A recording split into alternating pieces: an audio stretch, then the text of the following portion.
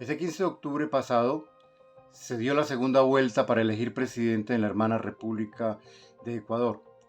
Salió elegido el empresario de derecha Daniel Noboa, quien venció a la candidata que representaba el partido del ex presidente Correa, Luisa González. Para hablarnos de ello y lo que representó y representa la elección de Daniel Noboa, tenemos a Irene León, una investigadora y intelectual que desde Quito nos hace su comentario. En estos 18 meses que Daniel Noboa será el presidente de Ecuador, ¿qué se espera? Una profundización de este neoliberalismo radical en el que al que está sometido el país. Y claro, desde el Ejecutivo tendrá una imagen juvenil del viejo proyecto, incluso ya están nucleándose en el equipo viejas figuras del pasado que han reaparecido con la posibilidad de darle mayor contundencia al modelo. Entonces aquí hay esta cuestión sistémica que se viene que está en disputa, pero que los liberales están muy afanados en afianzar. Probablemente, todas las políticas relacionadas con las instituciones financieras internacionales, los compromisos internacionales en ese sentido se mantendrán además, es decir, eso quiere decir poca iniciativa productiva, económica, local y una focalización en el sector financiero, en el sector exportador, del cual incluso proviene el nuevo presidente. En términos de política social, ya en la campaña la vicepresidenta, ahora electa, anunció habrá que privatizar prácticamente todo, la educación, la salud, los entornos que están conformando ya equipo, digamos, para la posesión de Noboa, hablan desde ya de la necesidad de aplicar un shock económico, es decir, tuvimos ya un shock emocional durante las elecciones con las escenas de violencia y ahora vendría un shock económico para eliminar los subsidios del Estado, para favorecer situaciones de privatización de las áreas estratégicas, para favorecer cambios en la política laboral, para disminuir los sueldos que según las élites económicas son muy altos en el país. En realidad el electorado está escindido casi en dos partes iguales. Daniel Noboa, el magnate neoliberal, ganó con apenas 3,5 puntos en un escenario donde hablamos de una democracia secuestrada por las élites nacionales, por las corporaciones privadas, por los poderes geopolíticos y fácticos que han tenido gran protagonismo en estas elecciones, como han tenido gran protagonismo desde hace 6 años que en Ecuador se restauró el neoliberalismo luego de 10 años de un proceso de cambio que impulsó el gobierno de la Revolución Ciudadana. Entonces hay que tomar en cuenta además que en Ecuador nada sucede por fuera del lawfare, de este entramado jurídico mediático a través del cual opera una ruda persecución política dirigida particularmente contra el movimiento Revolución Ciudadana. Y bueno, eso sirve también para la confiscación literal de la institucionalidad del Estado para orientarlo hacia beneficios del sector privado principalmente.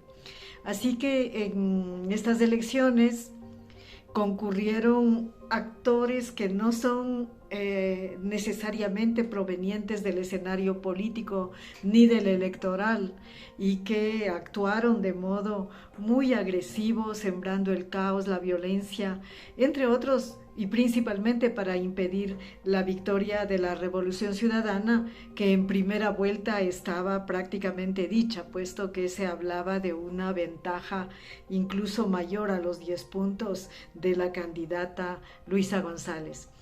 Entonces, bueno, es un un elemento de contexto explicativo de por qué ganó este candidato, como dice la pregunta, representante de las élites que han sojuzgado y que han sumido al país en una crisis. El segundo elemento es que hubo un shock electoral. Aquí, además de una violencia política inédita en este país, hubo días antes de la primera vuelta, el asesinato televisado de uno de los candidatos como un hecho que permitía a las élites de la derecha acusar a la Revolución Ciudadana, quien paradójicamente es la víctima de ese hecho, puesto que eso impidió su victoria en primera vuelta. Entonces, esta siembra del caos y del miedo es uno de los elementos explicativos de este sesgo electoral. Bueno, hay que decir que Luisa González, que sí ganó, la Revolución Ciudadana sí ganó en la primera vuelta. En la segunda vuelta, de modo más contundente, tuvo que enfrentar una verdadera maquinaria de marketing político de Daniel Noboa, el candidato victorioso ahora, que desplegó una campaña millonaria sin escatimar ninguno de los frentes ni de las segmentaciones, y que fue dirigida especialmente al electorado joven, millennial, y al 15% de indecisos, con ofertas conocidas en todos nuestros países como ofertas de campaña.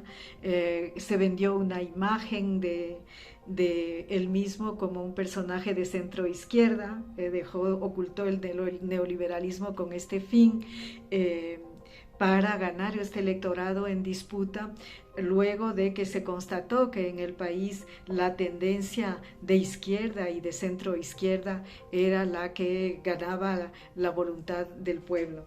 Así que también en esta movilización grande de marketing político, movilizaron a la derecha a través de su candidata a la vicepresidencia, que afincada en principios de extrema derecha, sedujo también a un sector conservador del electorado, con ofertas como las de hacer desaparecer los derechos sociales, o que las políticas de género son una insensatez que debería desaparecer.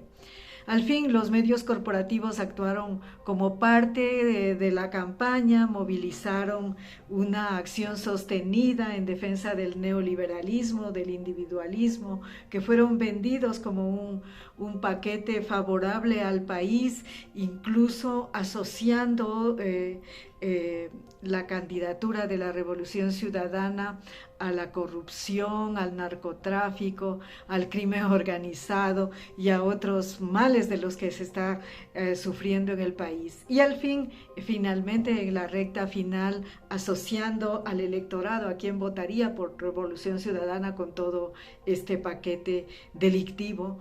De modo que votar por Revolución Ciudadana para la mitad del electorado fue un reto que hay que valorar, al momento que se pondera también que sí ganó con un corto margen, pero ganó la candidatura del neoliberalismo. Creo que hay que mirar al futuro ahora y sin duda valorar que quedó posicionada una propuesta antineoliberal, una propuesta alternativa que el país ya conoció durante 10 años y que, como digo, corresponde casi a la mitad de la población que se pronunció en este momento. Entonces, yo uso una suerte de alegoría para describir este momento. Fue una suerte de empate técnico, puesto que la Revolución Ciudadana concurrió a las elecciones frente a todo esta movilización política, económica, violenta, para impedir su llegada al poder nuevamente, y que no obstante, bueno, estamos hablando de casi la mitad del país que se pronuncia por esta tendencia. Ahora, en términos de política exterior y de lo que tiene que ver con las relaciones con nuestros vecinos, desde el retorno al neoliberalismo, Ecuador ha venido perdiendo su propuesta de política exterior soberana, y tiene una política dependiente alineada principalmente con aquella de los Estados Unidos y con una visión de comercio internacional. Es decir, no hay necesariamente una política exterior, sino estos dos ejes gravitantes en lo que hace el país en el extranjero más bien. Y claro, ahí se adhiere también a la perspectiva geopolítica que impera en ese campo, ¿no? En el campo hemisférico que propone Estados Unidos para Latinoamérica y el Caribe. Pero hay un hecho importantísimo y singular, es que Ecuador es una pieza importante en este momento para el rediseño geoestratégico de Estados Unidos en la región andina. En estos últimos años, los 6 años que hablo de retorno al neoliberalismo, pero muy particularmente en estos 2 años del gobierno de Guillermo Lasso, del banquero, se han suscrito importantísimos acuerdos en materia de seguridad y defensa con Estados Unidos que establecen un compromiso a mediano y largo plazo. El más reciente, que fue signado hace un mes, consciente el desembarco de tropas en todos los campos marinos, aéreos y terrestres, supuestamente para combatir el narcotráfico. Pero no olvidemos que esto mismo está sucediendo en Perú, que ya hay presencia de tropas estadounidenses, y que también en Colombia, que maneja esta situación desde hace muchos años ya, hay una diplomacia que está manejando las circunstancias como esto requiere, digamos, pero que también la presencia sigue ahí, a la vez que Colombia sí está presentando una propuesta de paz y un innovador enfoque para encarar esta lucha contra el narcotráfico, que, como lo dije, es el pretexto de esta presencia. Por su parte, sabemos que Bolivia está atravesando un escenario de intensa disputa. Es muy importante la situación de Bolivia para la subregión, puesto que de las salidas que se opten en este país depende mucho un balance de fuerzas, un balance de proyectos, incluso de lo que se presenta en la subregión andina. Apoya el trabajo periodístico del Tercer Canal. Ingresa a la app o a www.nequi.com. En la app ve al signo pesos y elige la opción enviar plata o a la opción recargar. Recuerda que en la página web escoges la opción recargar. Ingresa a la aplicación o a la página web de DaviPlata. Dale clic a la opción pasar plata. Elige la opción a otro DaviPlata, llena los datos y digita el número de cuenta 304-271-5010. Continúa los pasos y confirma tu aporte y listo. Juntos visibilizamos la otra Colombia.